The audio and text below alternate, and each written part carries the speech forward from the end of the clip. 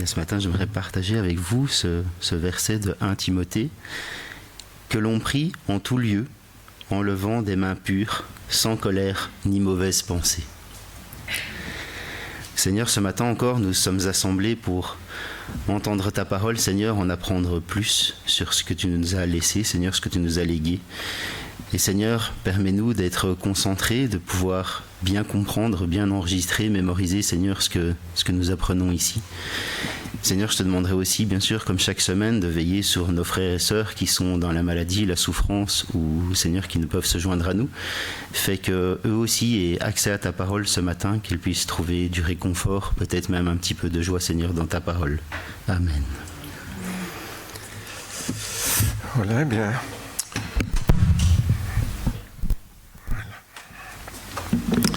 Bonjour à celles et ceux que je n'ai pas encore salués. Nous sommes heureux d'être ensemble ce matin pour partager quelques réflexions autour de la parole du Seigneur. En fait, c'est la troisième partie donc, d'une série que j'avais envie de partager avec vous.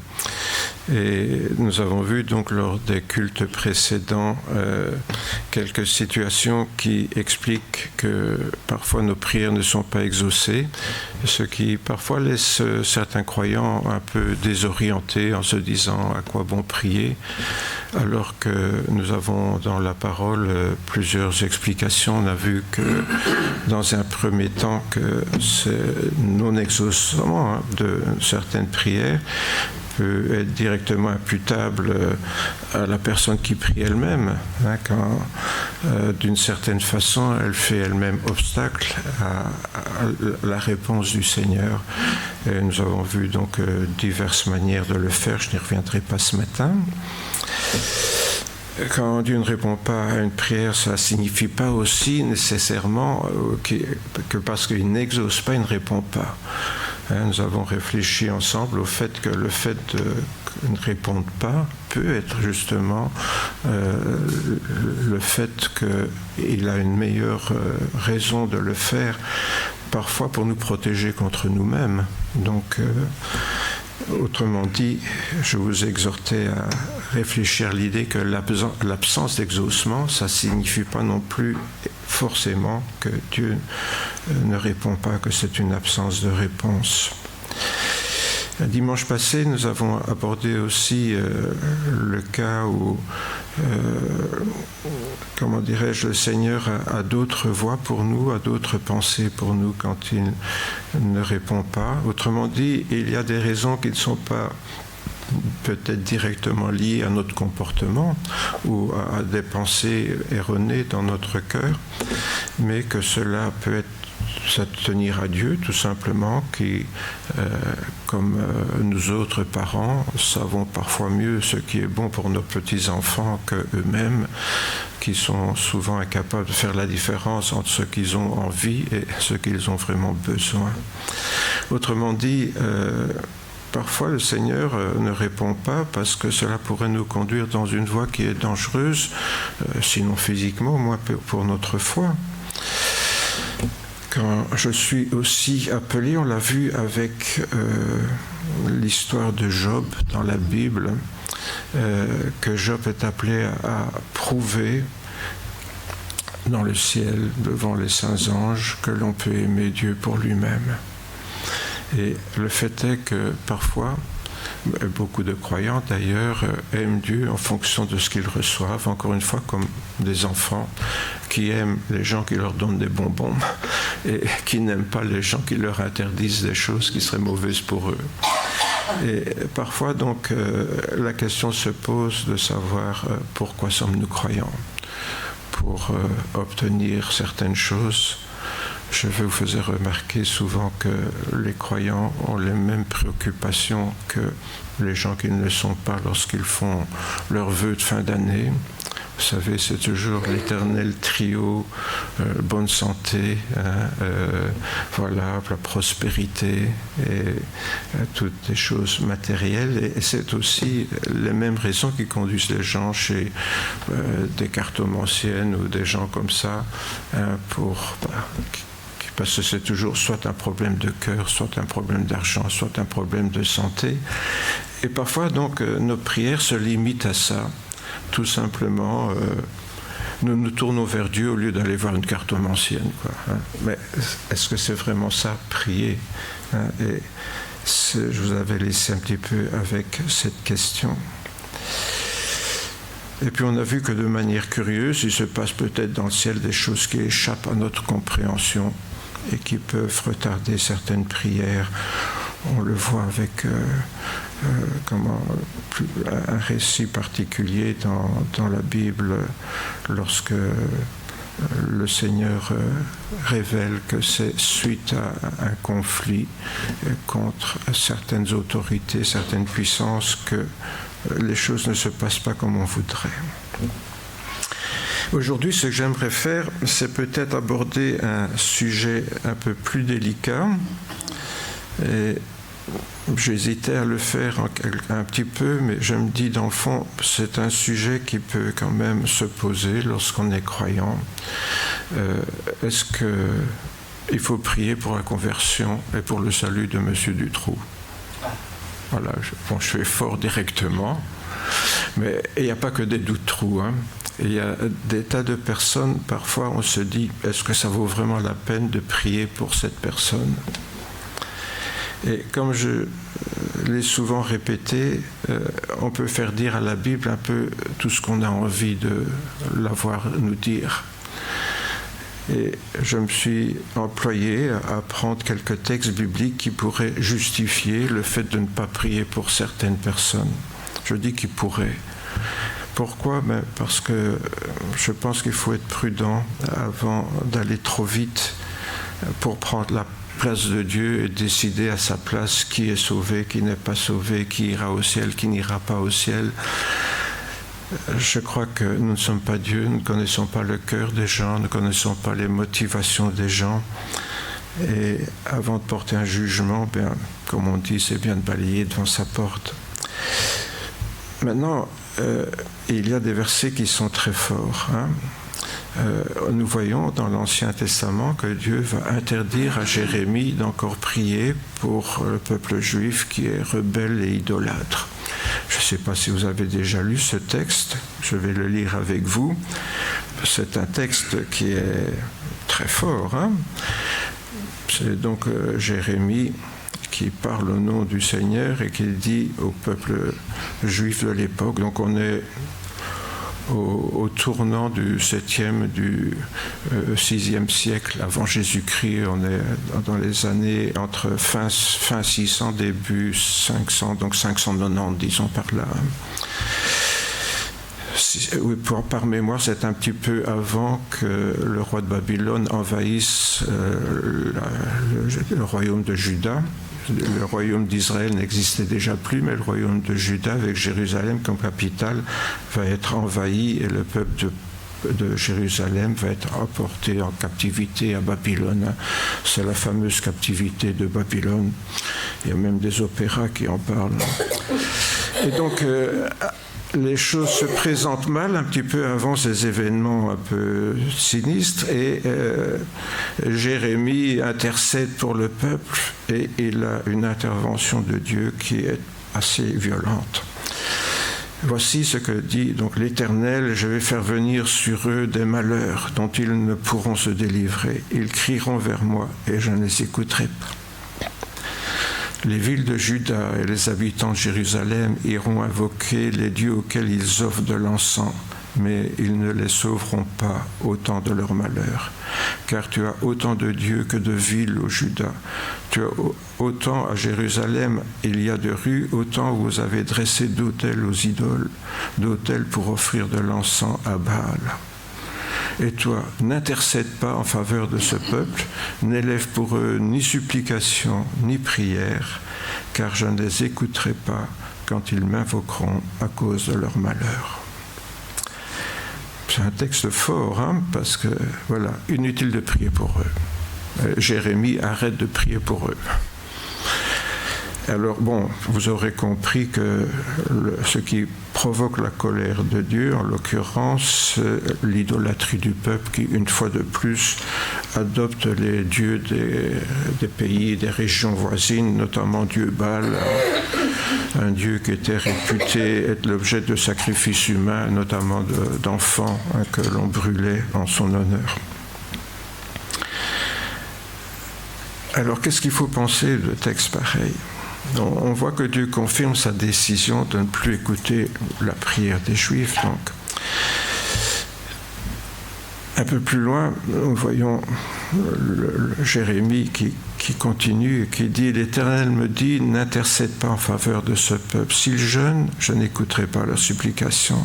S'ils offrent des holocaustes et des offrandes, je ne les agréerai pas. Car je veux les détruire par l'épée, par la famine et par la peste. » Je répondis, ô Seigneur éternel, voici les prophètes leur disent, vous ne verrez point l'épée, vous n'aurez point de famine, mais je vous donnerai dans ce lieu une paix assurée.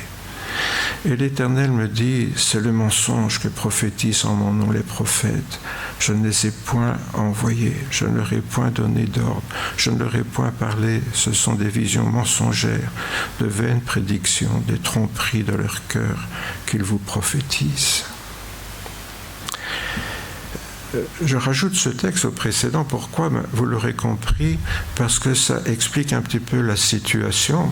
Non seulement le peuple d'Israël avait des faux dieux, mais aussi des faux prophètes qui prophétisaient au nom de Dieu, mais des choses agréables, en disant « vous tracassez pas, ça va aller, il ne faut pas avoir peur, Dieu est avec nous, etc. » Pourquoi ? Parce que je pense que cette approche un peu lénifiante de la foi est une démarche qu'on peut trouver dans nos propres milieux où, au lieu de prendre nos responsabilités, on présente Dieu est un Dieu d'amour, vous savez, il vous aime, il pardonne, et finalement qui encourage une sorte d'irresponsabilité, en disant voilà, Dieu est un bon papa, c'est pas tellement important d'être attentif à notre conduite, à ce qu'on fait, puisque Dieu de toute façon est amour, il pardonne.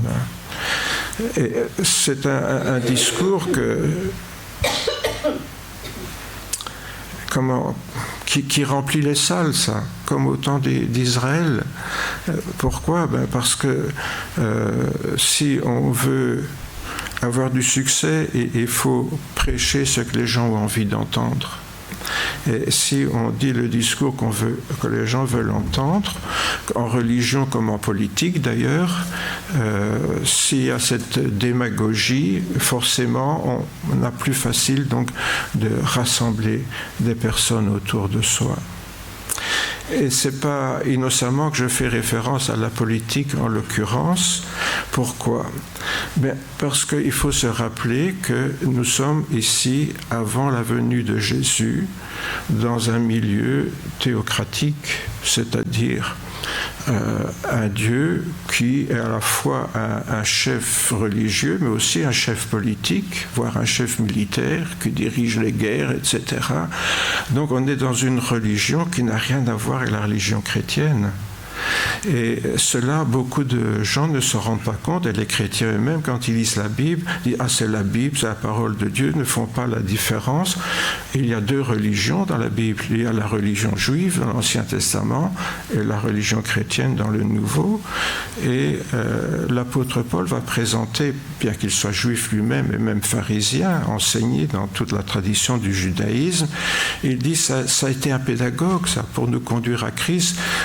Qu'est-ce qu'on fait avec les enfants ? On leur dit ce qu'ils doivent faire et pas faire.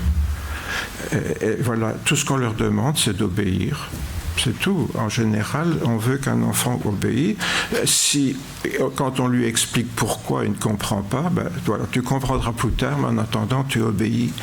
Et donc, on est dans cette logique-là d'une théocratie, donc d'une religion où la politique et la religion sont complètement mélangées, exactement comme on voit aujourd'hui toujours en Israël. C'est les chefs religieux qui influencent la politique du pays, comme on voit chez les évangéliques américains, avec qui on nous confond volontiers. Pourquoi ? Parce qu'en Europe occidentale, on est très attaché à la séparation de l'Église et l'État. Aux États-Unis, les deux vont ensemble. Alors on oublie qu'on a des gens qui s'appellent évangéliques, mais qui sont dans une théocratie comme l'ancien Israël. Pourquoi ? Parce que ces braves évangéliques ne font pas la différence entre l'Ancien et le Nouveau Testament. On trouve ça aussi au Brésil, dans beaucoup de pays du tiers-monde. Et malheureusement, comme je vois comment on a accueilli Franklin Graham ici en Belgique, alors que tous les évangéliques d'Europe n'ont pas voulu le recevoir parce que pour lui, M. Trump est le nouveau Moïse, les évangéliques belges, malheureusement, manquent beaucoup de discernement. Et donc, il faut réaliser qu'ici, quand je lis ces textes, c'est pas la religion chrétienne, c'est une théocratie où Dieu dirige tout à un peuple qui est considéré comme irresponsable et qu'il faut traiter comme des enfants. Donc dans ces textes qui sont très durs et relativement exceptionnels, les deux textes que je vous l'ai dit sont les deux seuls dans la Bible où il est clairement interdit de prier pour quelqu'un, ou en tout cas pour un peuple. Et donc, nous devons être capables de relativiser des textes comme celui-là. Cela ne signifie pas donc que Dieu rejette toujours la prière des pécheurs. Sinon, il rejetterait toutes nos prières. Parce que bien qu'enfants de Dieu, nous restons des pécheurs. Et beaucoup de gens qui ne sont pas chrétiens ont parfois une meilleure conduite que les chrétiens eux-mêmes. Donc, ce n'est même pas une question de morale, c'est tout simplement une question d'humilité. Mais dans ce cas précis, donc, la dégradation spirituelle semble avoir atteint un point de non-retour. C'est pas non plus innocemment que j'ai fait référence à Dutroux en introduction. Pourquoi ? Parce que aussi sur le plan psychologique, il y a des cas comme les pervers narcissiques, par exemple. On sait qu'ils ne se remettent jamais en question. Donc ils font aussi partie de ces personnes pour qui il y a un point de non-retour. En principe, en tout cas, d'un point de vue psychologique, c'est comme ça. Donc, est-ce que nous, chrétiens, nous sommes appelés à avoir la même attitude que Jérémie face à des personnes comme celle-là ? Parce que dans la Nouvelle Alliance, nous allons le voir, il n'est plus question de condamnation d'un peuple tout entier. C'est beaucoup plus nuancé, c'est chacun responsable pour lui-même devant Dieu. Et c'est ce que nous allons voir maintenant. Il y a des condamnations, donc, mais plus au niveau d'un peuple, mais nous sommes dans la Nouvelle Alliance avec Jésus, nous sommes chacun responsable de notre vie, de nos actes devant Dieu. Et donc, s'il y a des critiques, c'est sur le plan spirituel. Et plutôt que de les prendre comme un jugement contre les autres, comme un droit de juger les autres, je pense qu'il va falloir aborder ces questions plutôt comme comment dirais-je moi, une sorte de schéma pour nous évaluer nous-mêmes, si vous voulez. Cela dit, on retrouve aussi l'idée qu'il existe des seuils limites où l'intercession n'a plus beaucoup de sens en faveur de ceux qui les franchissent. L'apôtre Jean, par exemple, dans son épître, donc vous savez qu'à la fin du Nouveau Testament, il y a 3 très courtes lettres de l'apôtre Jean, il dit ceci: si quelqu'un voit son frère commettre un péché qui ne mène point à la mort, qu'il prie, et Dieu donnera la vie à ce frère. Il la donnera à ceux qui commettent un péché qui ne mène point à la mort. Il y a un péché qui mène à la mort. Ce n'est pas pour ce péché-là que je dis de prier. C'est bien qu'il parle du péché, pas de la personne. Donc ce n'est pas pour ce péché-là. Alors c'est quoi ce péché ? Évidemment, la question se pose. Mais il est en train de dire, voilà, il y a des choses qui sont pardonnables, et en tout cas, au moins un péché qui ne l'est pas. Et pour ce dernier, il suggère, il ne le dit pas clairement, mais il suggère, on pourrait le comprendre comme ça, qu'il n'est peut-être pas utile de prier. Alors, on n'est plus dans l'Ancien Testament, j'ai insisté là-dessus, mais Jean nous dit tout de même que prier pourrait devenir inutile dans certains cas. Encore faudrait-il savoir de quoi il s'agit, parce qu'il ne précise pas en quoi consiste donc ce péché qui mène à la mort. Quand il parle de la mort, ici on comprend qu'il parle de la mort spirituelle, entendez, la séparation d'avec Dieu. On sait que dans le cas de la foi, la vie, c'est retrouver la communion avec Dieu, et la mort, c'est rester séparé de lui, puisque la notion de mort, il y a toujours cette notion de séparation. Mais comme il n'est pas le seul à en parler, on va voir quand même quelques autres textes. Jésus, tout d'abord, nous dit ceci. « C'est pourquoi je vous dis, tout péché, tout blasphème sera pardonné aux hommes. Mais le blasphème contre l'Esprit ne sera point pardonné. Quiconque parlera contre le Fils de l'homme, donc il parle de lui-même là, donc quiconque parlera contre le Fils de l'homme, il lui sera pardonné. Mais quiconque parlera contre le Saint-Esprit, il ne le sera pardonné ni dans ce siècle, ni dans le siècle à venir. » Dans l'évangile de Marc, où on retrouve le même propos du Seigneur, et il y a une petite nuance. Jésus dit « Quiconque blasphème contre le Saint-Esprit n'obtiendra jamais le pardon, il est coupable d'un péché éternel. » Péché, blasphémé contre le Saint-Esprit. On vient à ce que parfois certaines personnes demandent, mais c'est quoi le péché contre le Saint-Esprit? Alors on va essayer de réfléchir à ça ensemble, toujours en s'appuyant sur ces textes qui se complètent les uns les autres, évidemment. Ici encore, donc, Jésus nous parle de quelque chose qui est parfois un peu difficile. Il énonce que ça existe, mais il n'explique pas de quoi il s'agit. Le péché, donc, serait, on le voit quand on lit la suite de ce passage, il parle du bon arbre qui porte de bons fruits, du mauvais arbre qui porte de mauvais fruits, etc. Bon, je vous épargne cette longue lecture, mais en l'occurrence, ce serait nier les bons fruits que nous avons pu porter avec le Saint-Esprit. C'est-à-dire des personnes qui ont reçu le Saint-Esprit et qui, malgré ça, donc, porteraient de mauvais fruits, si on voit l'explication que Jésus en donne. Cela, quelque part, nous renvoie un peu à Jérémie, qui dénonçait les faux prophètes, les prophètes de mensonges, qui niaient que la parole de Jésus-Christ était des vérités venant de Dieu. Autrement dit, il y aurait des croyants qui s'attribueraient les bonnes choses qu'ils font sans réaliser que s'ils ont la grâce de pouvoir les faire, c'est parce que le Saint-Esprit est en eux et les aide à le faire.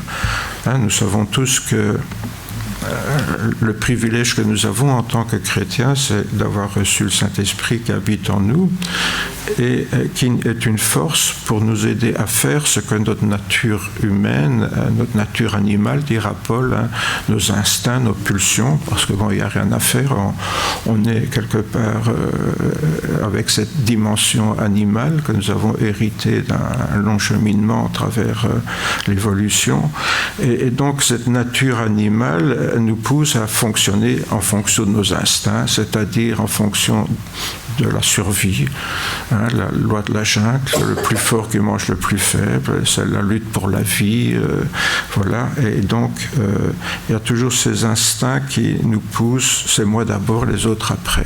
Ce qui compte, c'est que moi je survive. Et l'amour, au contraire, c'est d'avoir de l'empathie, d'être capable de voir ce que mes actes ont comme conséquence chez autrui. C'est à partir de là que l'homo sapiens est devenu un être humain à part entière, dès le moment où il a commencé à penser, si je fais ça, est-ce que je ne vais pas faire du mal à quelqu'un d'autre? Autrement dit, le sens moral, le sens éthique est apparu en l'humanité. Mais ce sens éthique, c'est une bonne chose. La capacité de vivre selon ces valeurs éthiques, c'est autre chose. Et c'est notre grâce en tant que chrétien, on l'oublie, d'avoir l'Esprit qui nous aide à mettre en pratique ce que nous croyons, ce que peut-être d'autres gens que nous croient aussi sur le plan éthique, mais n'arrivent pas à mettre en pratique avec leur propre force. On a ce privilège et nier que cette grâce nous vient de Dieu, nier que c'est l'action du Saint-Esprit en nous, serait en quelque sorte nier sa présence, nier son rôle dans notre vie. Je fais une courte parenthèse pour dire que quand nous pensons, voilà, Jésus, le Fils de Dieu s'est incarné en Jésus, il est mort sur la croix pour payer nos péchés, c'est quelque chose d'objectif, ça, qui se passe en dehors de nous. Ça s'est passé il y a 2000 ans, c'est quelque chose qu'on a appris, on le croit ou on ne le croit pas, mais c'est quelque chose d'objectif, ça. Ça veut dire qu'il se passe en dehors de nous. On l'accepte, on ne l'accepte pas, mais c'est en dehors de nous. L'action du Saint-Esprit, c'est quelque chose qui se passe en nous. Donc on ne peut pas le nier. Dès le moment où on vit quelque chose, eh ben, on l'a vécu. Je ne peux pas dire ça n'existe pas puisque je l'ai vécu. C'est ça la grande différence quand Jésus dit « Celui qui va blasphémer contre le Fils de l'homme », que Jésus est venu dans le monde pour sauver l'humanité, ça lui sera pardonné, celui qui nie ça. Parce que c'est quelque chose qui est extérieur à lui, qui peut croire ou ne pas croire, vous comprenez. Tandis que si c'est le Saint-Esprit qui m'aide à faire des choses, à comprendre des choses, à les vivre, et puis qu'après je dis, non, tout ça, c'est des idées, etc., je nie la personne même que j'ai expérimentée en moi et que je ne peux pas nier normalement. Donc Jésus nous met en garde contre les paroles que nous aurions prononcées dans notre vie, car, et c'est comme ça qu'il termine ce passage, au jour du jugement, par tes paroles tu seras justifié et par tes paroles tu seras condamné. On comprend que si on glorifie Dieu pour ce qu'il a pu faire dans notre vie, voilà, on sera justifié. Si on nie que c'est Dieu qui a agi dans notre vie, on sera condamné puisqu'on nie quelque chose qu'on a vécu. C'est se renier soi-même en même temps que la grâce de Dieu en nous. Deux passages significatifs de l'Épître aux Hébreux donc vont préciser tout cela, je pense, d'une manière, ce que je viens de tresser à grandes lignes, si vous voulez, avec vous, va se prendre un peu forme dans ce texte. Une lettre qui est donc adressée à des Juifs, notez bien, l'Épître aux Hébreux. Quant à ceux qui ont été une fois éclairés, qui ont goûté le don céleste, qui sont devenus participants à l'Esprit Saint, qui ont goûté la bonne parole de Dieu et les puissances du siècle à venir, et qui sont tombés, il est impossible de les ramener à une nouvelle repentance. Donc nous avons affaire ici à des personnes qui ont vraiment expérimenté quelque chose de spirituel. Ils ont vraiment expérimenté le pardon de leurs péchés, ils ont expérimenté la grâce de Dieu en nous, et puis un beau jour, ils décident, non, allez hop, tout ça je l'envoie au diable, c'est le cas de le dire, et je ne veux plus entendre parler de tout ça, c'est des niaiseries, tout ça. Qu'est-ce qui se passe ? Ils crucifient de nouveau pour leur part le Fils de Dieu et le déshonorent publiquement. En effet, lorsqu'une terre abreuvée de pluie fréquente produit des plantes utiles à ceux qui... je relis. Quand une terre abreuvée de pluie fréquente produit des plantes utiles à ceux pour qui elle est cultivée, elle a part à la bénédiction de Dieu. Voilà donc des gens qui ont eu part à la bénédiction de Dieu. Mais si elle produit des épines et des chardons, elle est réprouvée, prête d'être maudite et finit par être brûlée. Voilà donc la situation où se trouvent certaines personnes donc, qui pêchent contre l'esprit de la grâce qu'ils ont reçue en recevant le pardon de leurs péchés. Encore une fois, Jésus dira lorsqu'il sera venu, l'Esprit Saint, c'est lui qui vous convaincra de péché, de justice et de jugement. Autrement dit, c'est le Saint-Esprit qui nous convainc que ce que Jésus a fait sur la croix il y a 2000 ans, c'est valable pour moi aujourd'hui. C'est le rôle du Saint-Esprit dans notre vie. Alors ce passage ne dit pas qu'il ne faut pas prier pour de telles personnes. Il fait simplement remarquer que si de telles personnes devaient agir ainsi, il était possible de les ramener à une nouvelle repentance. Donc c'est valable pour nous comme pour les autres. Voilà. Donc c'est pour ça que je dis, il faut peut-être mieux le prendre comme une mise en garde pour nous-mêmes que comme un outil pour juger les autres et porter un jugement définitif sur les autres. Et c'est une mise en garde solennelle, bien sûr. Des personnes qui ont été éclairées par le Saint-Esprit, donc sur la mort expiatoire du Fils de Dieu, de Jésus-Christ, incarné donc dans l'homme Jésus, et qui ont goûté la réalité du pardon de leurs péchés, mais pas plus. Voilà. Notez bien que j'aime bien l'expression utilisée par l'auteur ici de l'Épître aux Hébreux, qui ont goûté. Voilà, on met un plat devant eux, ils goûtent, c'est bon, et ça, excellent. Mais finalement, non, je n'en veux pas, quoi.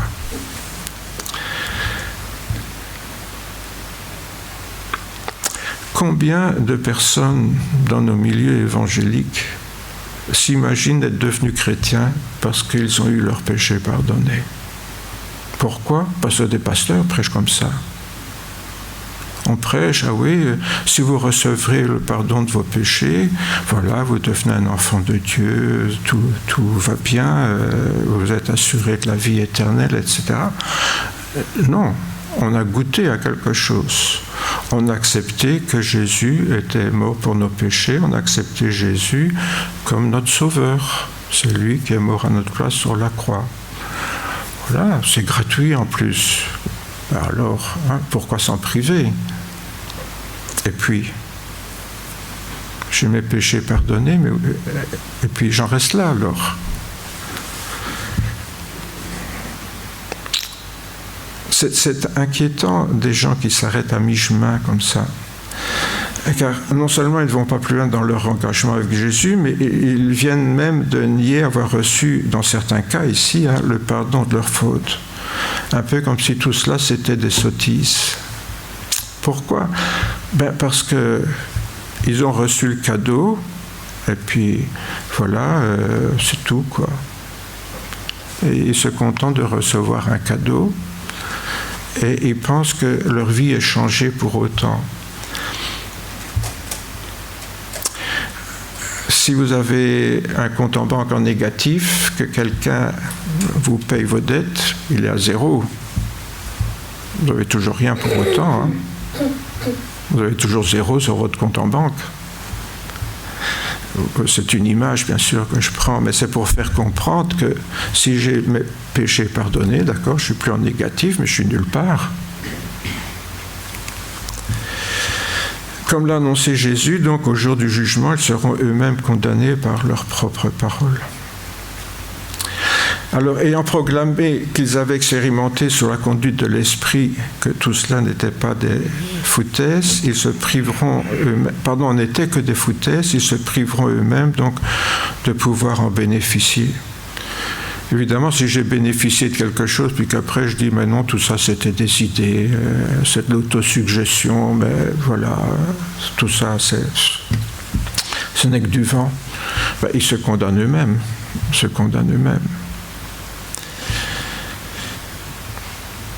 Nous lisons un peu plus loin, donc toujours dans la même épître, car si nous péchons volontairement après avoir reçu la connaissance de la vérité, il ne reste plus de sacrifice pour les péchés, mais une attente terrifiante du jugement et l'ardeur du feu prêt à dévorer les rebelles.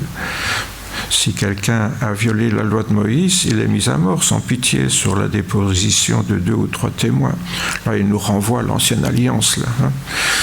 Alors il dit, combien pire, ne pensez-vous pas, sera le châtiment mérité par celui qui aura foulé aux pieds le Fils de Dieu, tenu pour profane le sang de l'alliance par lequel il avait été sanctifié et qui aura outragé l'Esprit de la grâce. comme il est dit dans le texte que nous avons lu avant, on renie le sacrifice de Jésus, on renie que c'est parce qu'il est mort sur la croix que j'ai eu mes péchés pardonnés. Qu'est-ce qui reste alors? Ben, il ne reste rien. Il ne reste rien.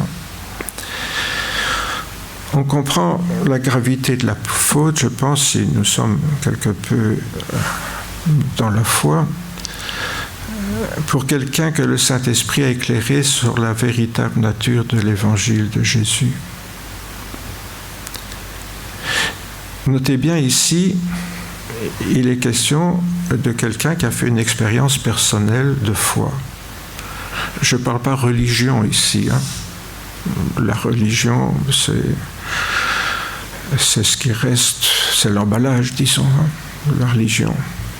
Ce n'est pas une religion qui nous sauvera, mais pas plus la religion évangélique que les autres religions. Ce qui compte, c'est notre expérience de foi. Et c'est de ça qu'il est question dans tout ce qu'on lit dans la Nouvelle Alliance. Dans l'Ancien Testament, c'est une question de religion, mais dans la Nouvelle Alliance, nous sommes ici dans des engagements personnels où chacun prend ses responsabilités par rapport à ce qu'il accepte ou ce qu'il n'accepte pas. Et donc, pour quelqu'un que le Saint-Esprit a éclairé, qui a bien compris ce qui s'est passé et qui l'a accepté, il va fouler aux pieds le sacrifice, il renie tout ça, il foule aux pieds le sacrifice du Fils de Dieu, donc incarné dans l'homme Jésus. C'est ce que nous avons lu dans le texte précédent, puis dans le dernier, il profane le sang de l'alliance que Jésus est venu établir entre nous et son Père. Et enfin, il outrage l'esprit de la grâce qui nous a éclairés et qui nous a permis d'expérimenter tout ça. On se trouve donc dans un reniement de la plénitude totale de Dieu, tel qu'il nous est révélé dans les 3 manifestations. Encore une fois, je me sens obligé de rappeler qu'il ne s'agit pas de croire en 3 dieux, Dieu le Père, Dieu le Fils, Dieu le Saint-Esprit. La Bible n'utilise jamais ces mots-là. Nous croyons en Dieu qui est à la fois Père, Fils et Saint-Esprit. On l'appelle Père quand nous voyons Dieu dans la gloire céleste qui a conçu le plan de notre salut. On l'appelle Fils parce que le mot Fils en hébreu c'est l'expression de. Lorsque Dieu se manifeste dans un homme Jésus, parce que Dieu là-haut, je ne sais pas vous, mais moi j'ai aucune idée à quoi il ressemble. Ni même où c'est là-haut, parce que là-haut pour nous c'est en bas pour les Australiens, donc ça ne veut pas dire grand-chose.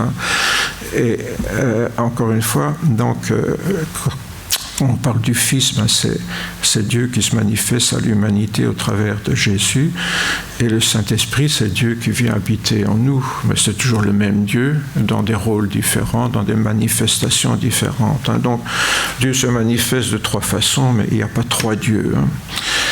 Donc, mais ici, on va renier la totalité de la révélation de Dieu. On renie Dieu comme Père dans sa volonté de faire alliance avec l'humanité. On renie Dieu comme Fils, comme celui qui a payé le prix pour nous réconcilier avec Dieu.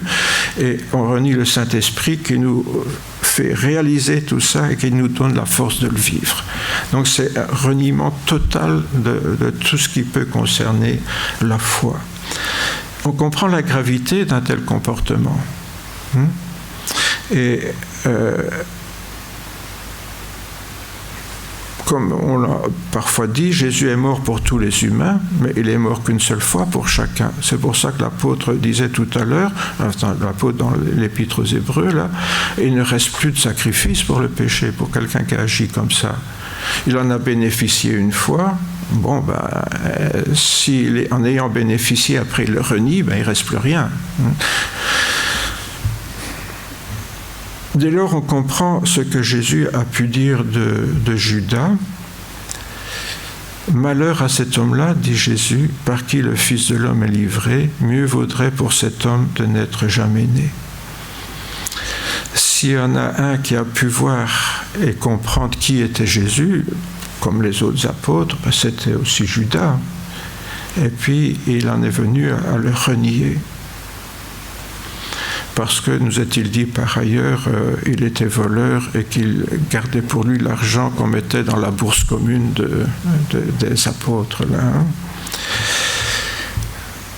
Je sais qu'il y a des interprétations qui essayent de le réhabiliter, Judas en disant mais oui, il s'est trompé, il voulait pousser Jésus dans ses derniers retranchements pour prouver qu'il était vraiment le Fils de Dieu. Bon, il n'y a rien dans les évangiles ni dans les épîtres qui laissent entendre ça, tout simplement, tout platement, on dit qu'il était voleur et qu'il prenait l'argent de la bourse, quoi.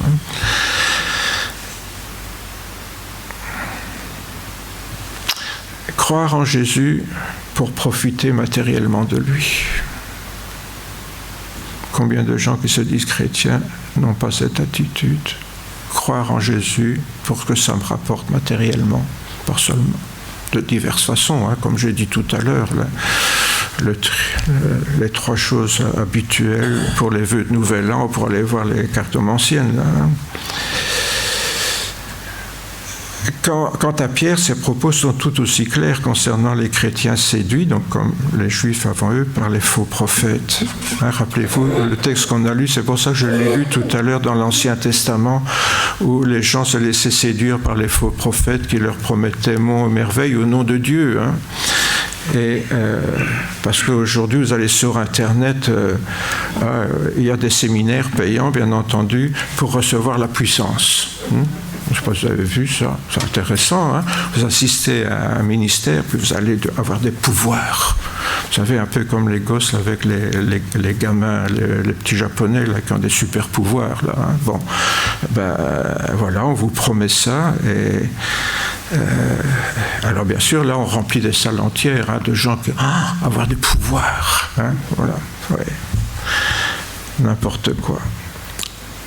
Et Pierre dit, en effet, si après s'être retiré des souillures du monde par la connaissance, remarquez bien, de la connaissance du Seigneur et Sauveur Jésus-Christ. Jésus n'est pas que le Sauveur qui nous pardonne, il est notre patron, c'est lui qui nous dit ce que nous sommes appelés à faire en ce bas monde, qui donne un sens à notre vie. Il ne faut pas voir, quand je dis patron, c'est pas... Oui, on ne retourne pas dans tu dois et puis tu dois obéir, hein, parce que aussi ça c'est... Mais qui nous donne les clés pour trouver un sens dans notre vie. Et donc, si après s'être retiré de ça, on s'y engage à nouveau et on est vaincu, leur condition, dit Pierre, est pire que la première. Car mieux valait pour eux n'avoir pas connu la voie de la justice que de se détourner après l'avoir connu du Saint Commandement qui leur avait été donné. Il leur est arrivé ce que dit un proverbe vrai, le chien retourné à ce qu'il avait vomi et la truie lavée s'est vautrée dans le bourbier. Il valait mieux pour eux de ne pas avoir connu la voie de la justice. Quand on n'a rien compris, Quand on n'a rien compris, on bénéficie toujours du bénéfice du doute, quoi. Bon, vous ne savez pas. On ne peut pas tenir quelqu'un comme responsable de ce qu'il ignore. Par contre, si on est informé et qu'en plus on a bien compris les enjeux, et puis que sciemment on rejette tout, là, on est personnellement responsable et engagé. C'est pour ça que dans certains cas, que ce soit comme pour Judas, en cas particulier, ou pour certains croyants en général, il vaudrait mieux ne pas avoir connu l'Évangile et l'avoir compris, parce qu'on peut l'avoir entendu, avoir rien compris, hein, mais si on a été éclairé par le Saint-Esprit, je reviens à cette expérience subjective, personnelle, donc vous voyez, quand on est éclairé par le Saint-Esprit, c'est pas seulement une doctrine que l'on entend, c'est une expérience personnelle que l'on fait. Alors une doctrine, on est pour, on est contre, on discute, on peut faire tout ce qu'on veut avec une doctrine, hein. Mais quand on a fait une expérience personnelle, là, on ne peut pas dire non, c'est pas vrai, hein. Et donc, dans ce cas-là, évidemment, on n'a plus d'excuses, et alors, franchement, il aurait mieux valu ne pas avoir connu ça. Il y a d'autres versets qui pourraient éventuellement servir, parce que je dis, vous voyez tout de suite, vous aurez compris qu'en partageant cela avec vous, je prends ça pour moi comme une mise en garde personnelle et je vous invite à en faire autant plutôt que de se servir de tout ça pour dire ah oui lui plus question que je prie pour lui quoi, vous voyez, hein. Et elle encore moins. Ne donnez pas les choses saintes aux chiens, ne les jetez pas vos perles devant les pourceaux. C'est pas ne pas prier, ça peut être interprété pour ne pas prier, mais là c'est plutôt il y a des personnes, ça sert à rien de vouloir absolument les convertir s'ils n'en veulent pas. Vous voyez, parce que parfois alors on fait pression sur certaines personnes, on peut faire pression pour qu'ils viennent à l'église, pour qu'ils lisent la Bible, pour je ne sais pas quoi. Moi, ben non, nous sommes des témoins, c'est-à-dire on est des gens qui avons vécu quelque chose et c'est ce que nous avons vécu qui doit donner envie aux autres de faire la même expérience. Mais c'est tout, on est des témoins. Un témoin au tribunal, il parle de ce qu'il a vécu, il ne parle pas de théorie. Et parfois, quand au tribunal, un témoin dit « Oui, moi je pense que… » le juge l'interrompt « Monsieur, vous êtes là pour dire ce que vous avez vu, pas pour interpréter les faits. » Et nous sommes des témoins. Reprenez les uns ceux qui contestent, sauvez-en d'autres en les arrachant du feu. Pour d'autres, enfin, ayez une pitié mêlée de crainte. Parce que ceux qui sont allergiques à tout, évidemment, on peut craindre, bien sûr, pour leur éternité, mais on n'en sait rien. Encore une fois, être sauvé, c'est avoir l'occasion de rencontrer le Seigneur et de vivre avec lui ici-bas. L'éternité, n'envoyons pas le monde entier en enfer, comme j'entends certains chrétiens évangéliques qui disent « Ah, s'il ne se convertit pas, s'il ne se fait pas baptiser, s'il ne passe pas par la nouvelle naissance, il ira en enfer. » Non, il n'y a rien dans la Bible qui dit ça. Simplement, il ne vivra pas en communion avec Dieu ici-bas, il n'aura pas retrouvé la communion avec le Père ici-bas, c'est tout ce qu'on peut dire. Par contre, oui, si je suis adopté comme un enfant de Dieu, parce que je suis devenu le frère de Jésus, alors mon éternité est garantie. Là, je suis certain de mon éternité. C'est la seule chose que je peux dire, mais encore une fois, n'envoyons pas tout le monde en enfer d'office. Quel drame donc quand il devient inutile de prier pour quelqu'un et qu'il ne reste que la pitié à éprouver pour les perdus. Alors, est-ce qu'il deviendrait vraiment inutile de prier pour quelqu'un et de n'avoir que pitié? On n'en sait rien, hein? On n'en sait rien. Pour d'autres, enfin, il y a une pitié mêlée de crainte. Ça ne veut pas dire qu'ils sont condamnés, ça veut dire qu'on a peur pour eux, hein? On a peur pour eux, et c'est vrai que parfois, on peut avoir peur pour certaines personnes. Des personnes, on se rend compte qu'ils ont compris, et puis ils font tout le contraire, et ils n'ont pas envie de changer. Combien de personnes sont d'accord pour que Dieu pardonne leurs péchés, mais qui ne sont pas d'accord pour changer de vie? Qui sont d'accord d'accepter Jésus comme leur sauveur, mais pas comme leur Seigneur, vous voyez? Et je dois dire, en tant que pasteur, et parfois on en parle avec Françoise, on est inquiet pour certaines personnes. Oui, manifestement, ils ont tout compris, mais ils n'ont pas envie de changer parce que non, leur vie leur convient bien comme ça. Oui, être pardonné, oui, mais c'est tout. Alors n'allons pas trop vite donc en décidant à la place de Dieu de qui est sauvé et qui est perdu. Même quand on nourrit certaines suspicions, donc on peut se dire, oui, on est inquiet pour telle personne. Ça ne veut pas dire parce qu'on est inquiet qu'on a jugé, on est inquiet. Ça ne veut pas dire que cette personne a dépassé ou franchi le point de non-retour. Ça, il n'y a que Dieu seul qui le sait finalement. C'est pourquoi j'aimerais partager cette exhortation de l'apôtre Paul en terminant, pour nous dire n'allons pas trop vite pour juger les autres. La parole de Dieu est un miroir pour se regarder et voir où on en est. N'oublions jamais ça. La Bible est là pour nous comme miroir, pas pour juger. Avant toute chose, dira Paul à son disciple Timothée, un jeune homme donc, qui l'accompagnait dans son ministère, « Je recommande de faire des prières, des supplications, des requêtes, des actions de grâce pour tous les hommes. Et bien sûr, les femmes, c'est tous les humains. En fait, anthropos, en grec, c'est les humains. Il faudrait traduire par tous les humains, ce serait plus correct. Cela est bon et agréable devant Dieu, notre Sauveur, qui veut que tous les hommes soient sauvés et parviennent à la connaissance de la vérité. Ça, c'est la volonté de Dieu. Et c'est pour ça qu'on doit prier. Que chacun puisse parvenir à la connaissance de la vérité. Car il y a un seul Dieu et aussi un seul médiateur entre les hommes et Dieu. Cet homme, c'est Jésus-Christ. Je veux donc que chacun prie en tout lieu en élevant des mains pures, sans colère, ni esprit de dispute. Vous aurez reconnu ce dernier verset que notre frère nous a lu en introduction du culte tout à l'heure. Je veux que chacun prie en tout lieu en élevant des mains pures, sans colère, ni esprit de dispute. C'est pas à nous à juger, à condamner, à avoir de l'amertume, de l'aigreur, ou que sais-je, contre qui que ce soit, même contre M. Dutroux. Oui, peut-être que pour lui, on peut avoir de la pitié, mais l'est de crainte. Ça, oui, d'accord. Mais la pensée, c'est qu'on prie pour tout le monde, sans distinction. Et peut-être pour nous en premier, afin de rester fidèles. Vous connaissez aussi cette parole, que celui qui est debout prenne garde de tomber. De façon très claire, donc, l'apôtre Paul nous exhorte donc à prier pour tous les hommes, à intercéder pour tous les hommes, à vraiment avoir un esprit d'intercession. Ça veut dire, si j'intercède, ça veut dire que je ne désespère pas.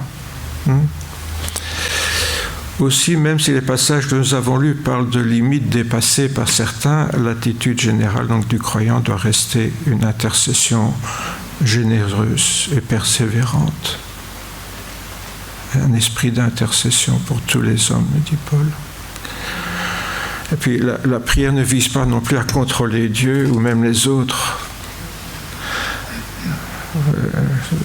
Je vous rappelais la semaine passée que souvent, quand nous prions, nous venons avec une prière devant Dieu, mais dans notre esprit, il y a aussi la réponse qu'il doit y apporter. Vous voyez ce que ça veut dire, contrôler Dieu ? Oui, Seigneur, moi, je te prie pour ça, mais c'est ça que je veux. Ne me donne pas autre chose, ça ne m'intéresse pas. C'est ça que je veux. Vous voyez, il y a beaucoup de prières, c'est ça, soyons honnêtes. Et donc, il y a parfois, prier, c'est un peu une volonté de manipuler Dieu. Mais Dieu ne se laisse pas manipuler, évidemment. Et manipuler les autres, ben oui, on est tous un peu manipulateurs. Il n'y a pas que les pervers narcissiques. Bon, c'est pas à ce point-là, mais je veux dire, on essaye tous un peu de ramener la couverture à soi. C'est notre côté animal, égocentrique, égoïste. Elle doit répondre à une volonté de collaborer avec Dieu plutôt que de condamner. On vient de le voir, la volonté de Dieu, c'est que tous les hommes parviennent à la connaissance de la vérité. Notre rôle, c'est de collaborer avec ça. L'apôtre Paul nous dit qu'il y a un seul médiateur, mais qu'il nous a donné le ministère de la médiation. Notre rôle, c'est de devenir à notre tour des médiateurs entre les hommes et Dieu. Collaborer avec Dieu, intercéder avec ferveur, et bien sûr en lui laissant la décision finale de la manière dont il va répondre à nos prières. Ayons toutefois assez de discernement pour reconnaître les situations qui nous dépassent, pour les confier à Dieu. Il y a tellement de choses qui nous dépassent. On prie pour des personnes, mais qu'est-ce qu'on sait de ces personnes ? Certaines choses.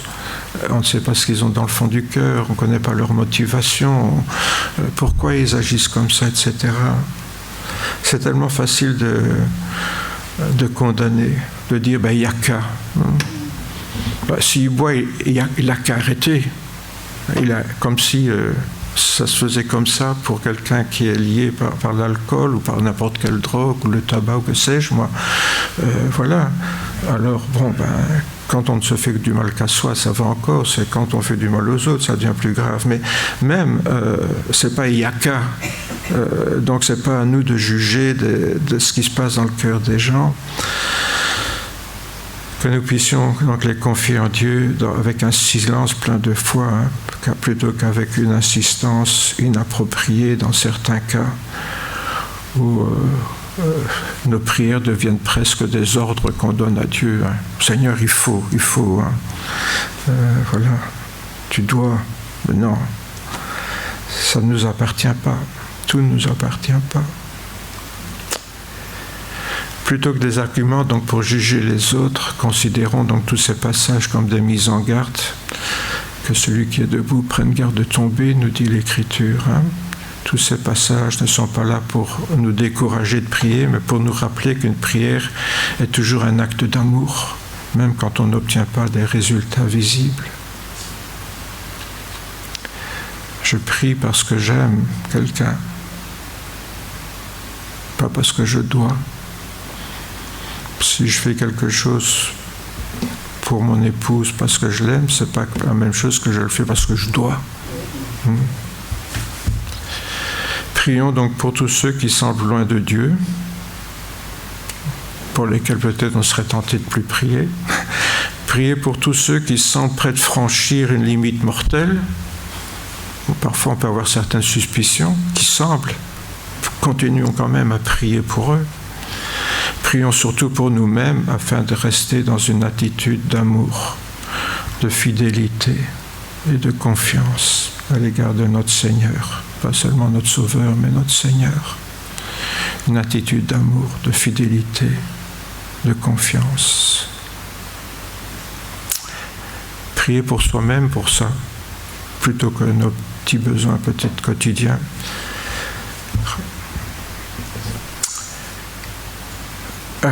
Prier pour que Dieu me change, moi, plutôt que les autres. Ça mérite réflexion. Hein. Et même peut-être vérifier, tiens. Ouais, c'est suspect, cette idée-là. On demande d'être vérifié. Trouvez pas? Que le Seigneur nous aide à balayer devant notre porte, hein, avant de prétendre balayer devant celle des autres. Seigneur notre Père, ce matin, nous venons devant toi avec humilité et reconnaissance. Humilité, Seigneur, parce que nous mesurons le chemin qu'il nous reste à faire. Le chemin que nous avons fait, Seigneur, nous l'avons fait avec toi, porté par ta grâce, porté par ton amour. Nous n'avons pas d'orgueil à en tirer, Seigneur, parce que tu nous as éclairés par ton esprit, par ta parole, parce que aussi tu nous donnes la grâce et la force, Seigneur, de nous conformer aux valeurs morales, éthiques que tu nous révèles, Seigneur, à l'amour du prochain, à aimer l'autre autant, voire plus que nous-mêmes, Seigneur, comme toi tu l'as fait en donnant ta vie pour nous.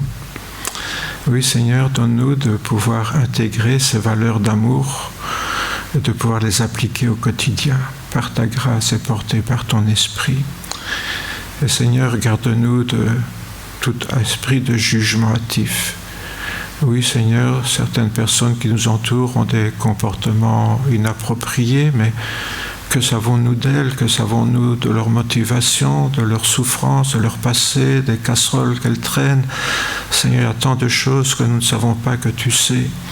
Donne-nous de te faire confiance, Seigneur, et de toujours te prier avec amour, de prier par amour pour tout le monde, et même, Seigneur, comme tu nous invites à le faire, de prier même pour nos ennemis. Oui, Seigneur, nous sommes loin de pouvoir le faire naturellement. Donne-nous cette grâce, Seigneur, de tout faire par amour comme tu l'as fait et comme tu nous as donné l'exemple en venant dans ce monde. Parce qu'à travers toi, c'est l'amour du Père que nous avons découvert. Et cet amour, Seigneur, nous en sommes bien loin. Nous demandons simplement, après y avoir goûté, de ne pas savoir y avoir goûté, mais d'en vivre et d'en vivre quotidiennement, porté par ta grâce, Seigneur. Sois béni, Père, pour tout ce que tu as fait en Jésus-Christ pour nous, mais aussi pour l'esprit que tu nous as donné, pour que nous ne soyons pas seuls pour relever ce défi ici-bas. Sois béni dans le précieux nom de Jésus. Amen. Amen.